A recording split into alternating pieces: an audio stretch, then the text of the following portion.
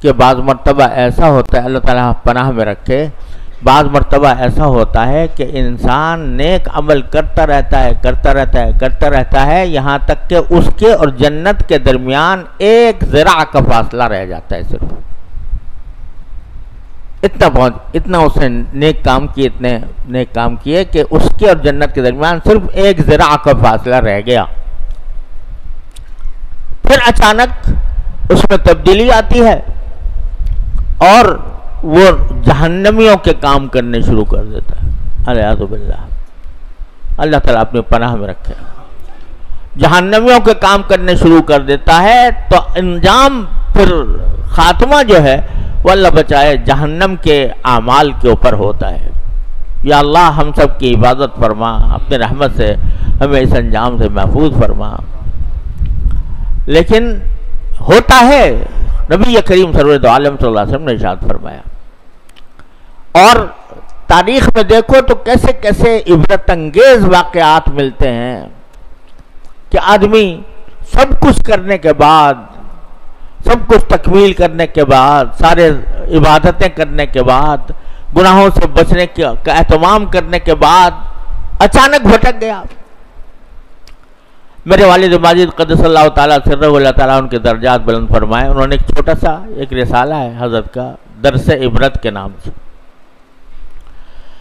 وہ اس میں ایک شیخ کا واقعہ لکھا ہے، وہ شیخ طریقت جس کے بے شمار مرید، وہ باقاعدہ اصلاح و ارشاد کی گدی پر بیٹھا ہوا، اور اللہ بچائے کسی وقت ابتلا آیا تو ایک عیسائی عورت کی خاطر سب کچھ چھوڑ کر اللہ بچائے مرتد ہو گیا، اور مرتد ہو کر سور چرانے کے اوپر لگ گیا اس عورت کی وجہ سے۔ وہ تو اللہ تعالیٰ کا کرم تھا کہ کچھ نیک بندے اس کی حلقہ ارادت میں تھے، انہوں نے یہ حالت دیکھی تو دعائیں کی، اللہ تعالیٰ سے روئے گڑ گڑائے، تو پھر اللہ نے واپس کر دیا۔ لیکن ایک شیخ طریقت بھی کس طرح غلط راستے پر پڑ سکتا ہے، اس کا بڑا عبرت والا واقعہ حضرت والا نے ذکر کیا ہے درس عبرت میں۔ تو یہ محض ایک مفروضہ نہیں ہے، واقعات بھی ہیں کہ آدمی کا دل بدل جاتا ہے، دل میں ٹیڑھ پیدا ہو جاتی ہے عمل کی راستے میں۔ اس لیے دعا سکھائی جا رہی ہے کہ اللہ ہمیں ہمارے دلوں کو ٹیڑھا نہ کیجیے گا، ہمارے دلوں میں ٹیڑھ پیدا نہ کیجیے گا۔ یہ نفس جو ہے نا انسان کا، شیطان تو ہے ہی ہے جو کچھ ہے، اور شیطان کے بارے میں قرآن کریم نے یہ بھی کہہ دیا کہ نہ قید شیطانی کانا ضعیفہ، شیطان جو ہے نا یہ اس کا اتنا اگر آدمی اس کے سامنے ڈٹ جائے تو یہ کمینہ ہے۔ کمینہ آدمی کی خاصیت یہ ہوتی ہے کہ اگر کوئی آدمی اس کے سامنے ڈھیلا پڑ جائے تو وہ شیر ہو جاتا ہے، اور اگر کوئی اس کے سامنے ڈٹ جائے تو بس وہ ڈھیر ہو جاتا ہے۔ اذا انت اکرمت الکریم ملکتہ وَإِنْ أَنْتَ أَكْرَمْتَ اللَّئِيمَ تَمَرَّدَ، وہ کیفیت ہے شیطان کی۔ تو قرآن کہتا ہے اِنَّ قَيْدَ الشَّيْطَانِ كَانَ ضَعِيفًا، لیکن خود ہمارے اندر ایک شیطان بیٹھا ہوا ہے،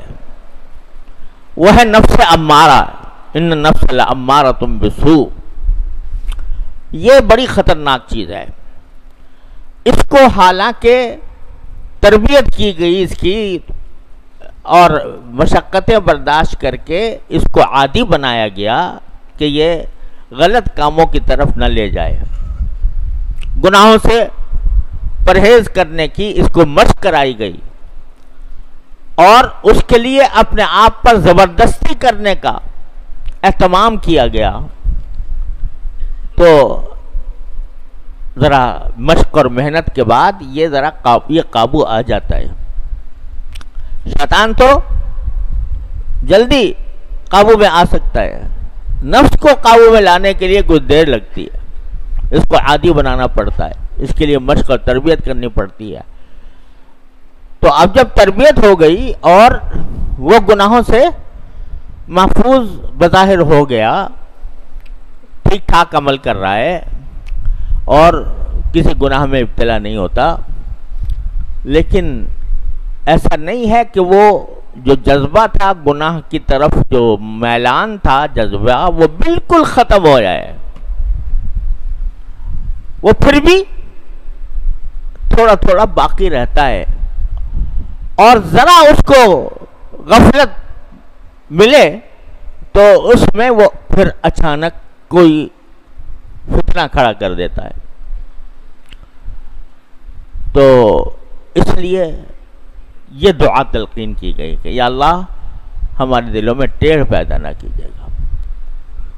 टेढ़ पैदा न कीजिए, अमल में टेढ़ पैदा न कीजिए।